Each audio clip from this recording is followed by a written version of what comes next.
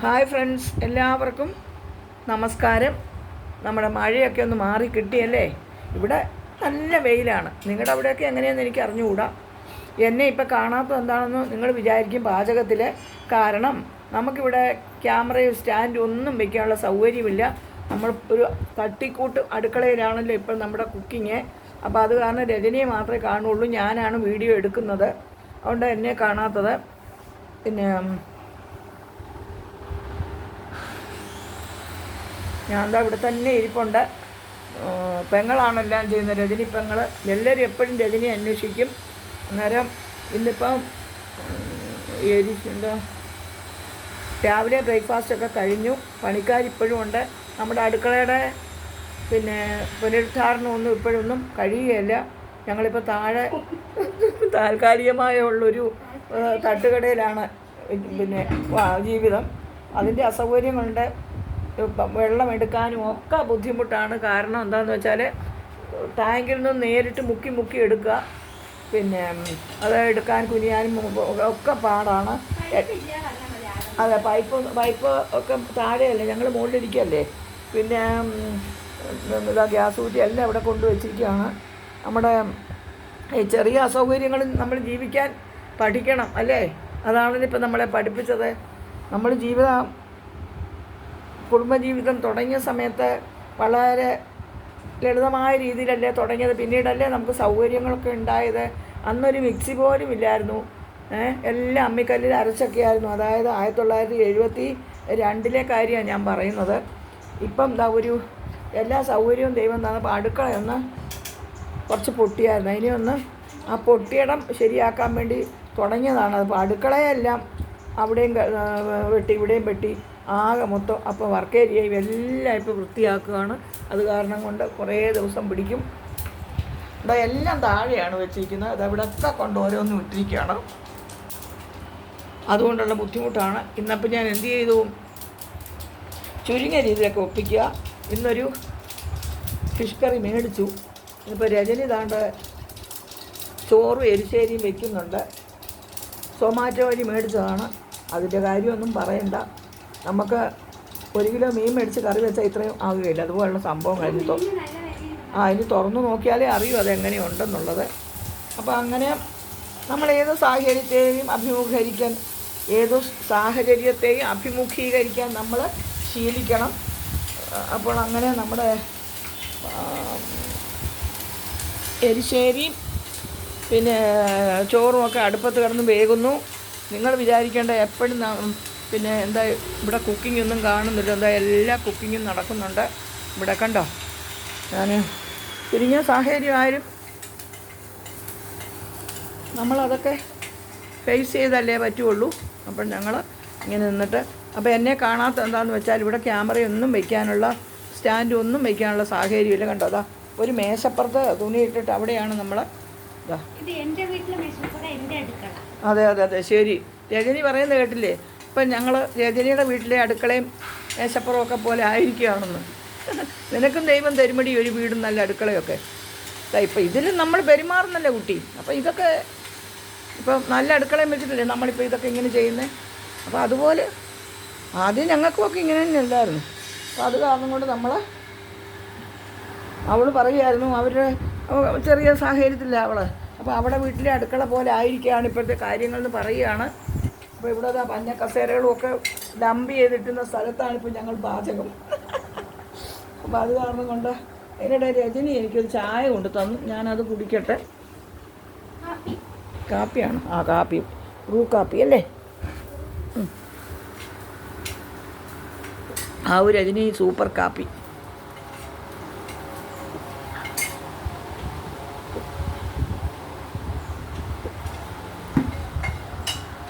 എന്നും രജനി വരുമ്പോൾ എനിക്കൊരു കാപ്പിയോ ചായയോ ഉണ്ട്. ഇന്നിപ്പോൾ അവിടെ കാപ്പിയാണ് വെച്ച് തന്നെ. അവിടുത്തെ കസേരയൊക്കെ കണ്ടില്ല, ഇവിടെ ഡംപ് ചെയ്തിട്ടുന്ന പഴയ കസേരകളൊക്കെ ആക്രിക്ക് കൊടുക്കാൻ. അവിടേക്കാണ് ഞങ്ങളിപ്പോൾ അപ്രതീക്ഷിതമായിട്ടാണല്ലോ ഞങ്ങളുടെ ഈ വരവ്, ഈ അടുക്കളയിലോട്ടുള്ള വരവ്. അപ്പോൾ കുട്ടി തേങ്ങ വറുത്തിടണം കേട്ടോ. വറുത്തോ? എരിശ്ശേരി വെക്കുമ്പോൾ തേങ്ങ വറുത്തിടണമെന്ന് പറഞ്ഞപ്പോൾ പൊട്ടിക്കാത്ത തേങ്ങ ഇവിടെ ഇരിപ്പുണ്ട്. എന്നിട്ട് താഴെ ഇന്ന് ചിരകാൻ വയ്യെന്നും പറഞ്ഞ് തേങ്ങ വറുത്തിടുന്നില്ല, തേങ്ങ ഇല്ലെന്ന് പറയുന്നു. ആകെ ഒരു തേങ്ങ ഉള്ള തേങ്ങ തീരുമ്പോൾ തേങ്ങ മേടിക്കാൻ പറ്റില്ല. പിന്നെന്താ കേൾക്കട്ടെ? ഈ തേങ്ങ തീർന്നു കഴിയുമ്പോഴേ അടുത്ത തേങ്ങയെക്കുറിച്ച് ചിന്തിക്കണ്ടേ? അല്ലെ 2 ദിവസത്തേക്ക് തേങ്ങ ഇല്ല കൂട്ടാൻ വയ്ക്കണം. അപ്പോൾ ഉള്ളത് കൊണ്ട് തേങ്ങ എടുത്ത് എരിശ്ശേരിയൊക്കെ വറുത്തിട്ടാലേ അതിന് രുചിയുള്ളൂ. അത് ഞാൻ പറയാമല്ലോ. പിന്നെ ഒക്കെ അവളുടെ തീരുമാനത്തിലേ നടക്കുകയുള്ളൂ. അതാണ് അവളുടെ അല്ലെങ്കിൽ ബുദ്ധിമുട്ടാണ്. ഞാനിനി അടിപൊളി അടുക്കളയൊക്കെ ആയിട്ട് നിങ്ങൾക്ക് നല്ല എരിശ്ശേരിയൊക്കെ വെച്ച് കാണിക്കാം. അപ്പോൾ ഇന്ന് എന്താ മീനിൻ്റെ പാക്കറ്റൊക്കെ വന്നിട്ടുണ്ട് സൊമാറ്റോ വഴി. അതിനിപ്പോൾ അതും ഈ എരിശ്ശേരി മതി.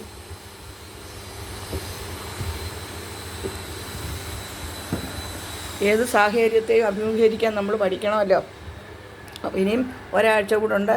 അവർ പറയുന്നത് ശനിയാഴ്ചത്തേക്ക് എല്ലാ പണികളും തീരുമെന്നാണ്. അത് ശനിയാഴ്ചത്തെ ഇതിവിടെ വെട്ടമില്ലാത്ത തന്നെ ഇവിടെ ലൈറ്റ് ഇട്ടിട്ടില്ല. ഓപ്പൺ എയറിലായതുകൊണ്ട് ലൈറ്റ് വേണ്ടാന്ന് വെച്ചു. ശനിയാഴ്ചത്തേക്കാകുമെന്ന് അവർ പറയുന്നുണ്ട്. പക്ഷേ ശനിയാഴ്ചത്തേക്കാകുമെന്നൊന്നും എനിക്ക് അറിഞ്ഞുകൂടാ. അപ്പോൾ ഞങ്ങളിങ്ങനെ ഇവിടം കൊണ്ടൊക്കെ ഒപ്പിക്കുകയാണ്. ഇപ്പം ഇന്ന് അതുകൊണ്ടാണ് കൂട്ടാൻ മേടിച്ചത്. കുറേ ദിവസമായി, ഈ 7 ദിവസമായിട്ടാണ് ഇപ്പോൾ അടുക്കള ഇങ്ങോട്ടാണ് മാറ്റിയിട്ട്. അപ്പോൾ അതിനനുസരിച്ച് എന്തെങ്കിലുമൊക്കെ ഒപ്പിക്കുക കൂട്ടുകാരെ. അതുകൊണ്ടാണ് കേട്ടോ. എല്ലാവരും ഈ പരിമിതമായ സാഹചര്യങ്ങളൊക്കെ ഞങ്ങളോട് സഹകരിക്കുമെന്നുള്ള പൂർണ്ണ വിശ്വാസത്തോടു കൂടി ഞാൻ നമ്മുടെ വാട്ടർ ടാങ്കൊക്കെ അവിടെ ഇരിക്കുകയാണ്. അതുകൊണ്ട് ഓപ്പൺ എയറിൽ നിന്നാണ് പാചകം. ഇവിടെ ബാമ്പൂ കട്ടനൊക്കെ എന്നോ ഉള്ളതാണ്, അതൊക്കെ പൊളിഞ്ഞു കഴിഞ്ഞിരിക്കുന്നു. അപ്പോൾ എല്ലാവരും സുഖവും സമാധാനവുമായിരിക്കാൻ ടീച്ചർ പ്രാർത്ഥിക്കുന്നു. ഇന്നത്തെ എരിശ്ശേരി വെച്ചിരിക്കുന്നത് എങ്ങനെയാണെന്ന് ഞാൻ പറയാം. വറുത്തിട്ടിട്ടില്ല. അതിനിടെ ചായയും കുടിക്കുകയാണ്.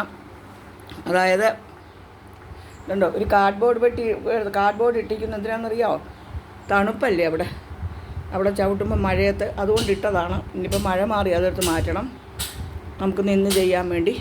അപ്പം മത്തങ്ങ ചെറിയ കഷ്ണങ്ങളാക്കി, ഒരുപാട് ചെറുതാക്കരുത്, ചെറിയ കഷ്ണങ്ങളാക്കി അടുപ്പത്ത് വെച്ച് ഉപ്പും മഞ്ഞൾപ്പൊടിയും മുളകും ഇട്ട് വേവിച്ചു കഴിഞ്ഞതിന് ശേഷം നമ്മൾ ജീരകവും വെളുത്തുള്ളിയും തേങ്ങയും കൂടെ നാളികേരവും കൂടെ അരച്ചു.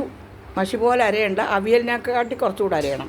എന്നിട്ട് അതിനെ ഈ മത്തങ്ങ ഉടച്ച് അതിലേക്ക് കലക്കണം. കലക്കിയിട്ട് നമ്മൾ നാളികേരവും പിന്നെ മുളകും വറ്റൽമുളകും പിന്നെ കടുകും കറിവേപ്പിലയും ഒക്കെ കൂടെ മൂക്കുമ്പം ഒരു പിടി നാളികേരം വിട്ട് നല്ലോണം ചുവക്കെ അത് വറക്കണം. വറുത്തതിന് ശേഷം ഈ എരിശ്ശേരിയിലേക്ക് ഇടണം. അതാണ് ശരിക്കുള്ള എരിശ്ശേരി. ഇന്നിപ്പം വറുത്തിട്ടിട്ടില്ല. അതുകൊണ്ട് നിങ്ങൾ നേരത്തെ കേട്ട് വറുത്തിട്ടില്ല. ടീച്ചർ വറുത്തിട്ടില്ല, പിന്നെന്താ വറുത്തിട്ടെന്ന് പറഞ്ഞ് വറുത്തിടണം. അങ്ങനെയാണ് എരിശ്ശേരി എന്നുള്ളതാണ് ഞാൻ നിങ്ങളോട് പറയുന്നത്. അല്ലെങ്കിൽ ചിലപ്പോൾ ആളുകൾ വിചാരിക്കുന്നത് എന്താ ടീച്ചറെ വറുത്തിടാതൊരു എരിശ്ശേരിയോ. അപ്പോൾ ഇന്ന് ഡ്യൂപ്ലിക്കേറ്റ് എരിശ്ശേരി, ഡ്യൂപ്ലിക്കേറ്റ് അടുക്കള. ചായ കുടിക്കട്ടെ.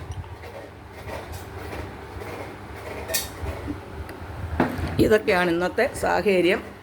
ഇതാ രജനി ഇരുന്ന് മൂക്ക് തുടയ്ക്കുന്നു, നാളികേരം ചിരകുന്നു. എന്ത് പറ്റൂടി? ഇന്ന് അവൾക്കെന്തോ ഒരു ക്ഷീണമാണ്. വെയിലത്ത് വന്നിട്ടാന്ന് തോന്നുന്നു. ഞാൻ ഇത്തിരി വെയിൽ കൊള്ളണം കുട്ടി. ഞാൻ കുറേ ദിവസമായില്ലേ വെയിൽ കൊണ്ടിട്ടാ. രജനി ഇതിൻ്റെ മുകളിൽ കയറിയതിന് ശേഷം ഞാൻ വെയിൽ പോലും കൊള്ളുന്നില്ല. അപ്പോൾ രജനി താഴെ ഇരുന്നിട്ട് ഇങ്ങനെ നാളികേരം ചിരകുകയാണ്. രജനി എത്ര ദിവസം കൂടെ നമ്മുടെ ദുരിതമെന്ന് ഞാൻ പറയുമായിരുന്നു. 7 ദിവസമൊക്കെ കൂടി ഉണ്ട്. അപ്പോൾ പഴയ ഒരു കസേര ഇവിടെ കൊണ്ട് പണ്ടങ്ങാണ്ട് ഇട്ടിരുന്നതാണ്. ഇപ്പോൾ മുകളിൽ വന്നപ്പോഴാണ് അതിനെക്കുറിച്ചുള്ള ചിന്ത. അപ്പോൾ എല്ലാവർക്കും ഒരു സുദിനം നേർന്നുകൊണ്ട് നിങ്ങളുടെ സരസ്വതി ടീച്ചർ യോഗ സമസ്ത സുഖിനോ ഭവന്തു.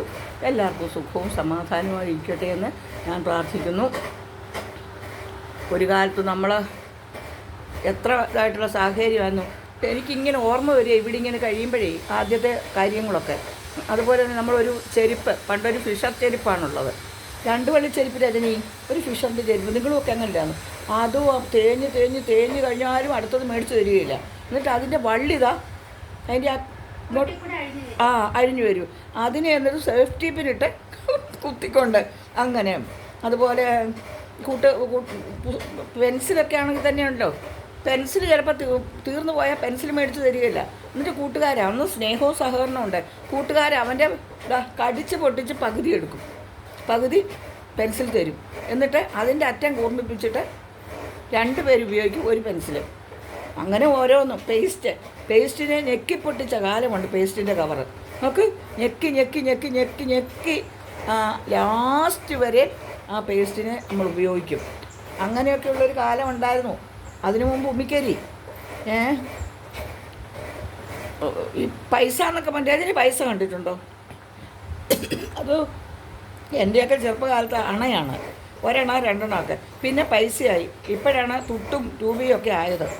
അത് കഴിഞ്ഞിട്ട് പിന്നെ ഇപ്പം എത്ര മാറ്റങ്ങൾ വന്നു, എത്ര ഡെവലപ്മെൻറ്റ്സ് വന്നു. മനുഷ്യൻ ഒരുപാട് പുരോഗതിയിലേക്ക് പോയില്ലേ. ഞാനൊക്കെ ഇതിൻ്റെ എല്ലാ അവസ്ഥകളും അനുഭവിച്ചവരുടെ കൂട്ടത്തിൽപ്പെടുന്നതാണ്. അപ്പം ഞാൻ ഇങ്ങനെ ഈ സാഹചര്യത്തെ അങ്ങ് പറഞ്ഞു പോയതാണ്. നിങ്ങൾക്കുമൊക്കെ ഇങ്ങനെയുള്ള അനുഭവം ഉണ്ടായിരിക്കുമല്ലോ. ഉണ്ടായിരുന്നവരൊക്കെ കമൻ്റ് ഇടണം കേട്ടോ. എല്ലാവർക്കും വീണ്ടും ഞാൻ എല്ലാവർക്കും വേണ്ടി പ്രാർത്ഥിക്കുന്നു. നിങ്ങളുടെ സരസ്വതി ടീച്ചർ.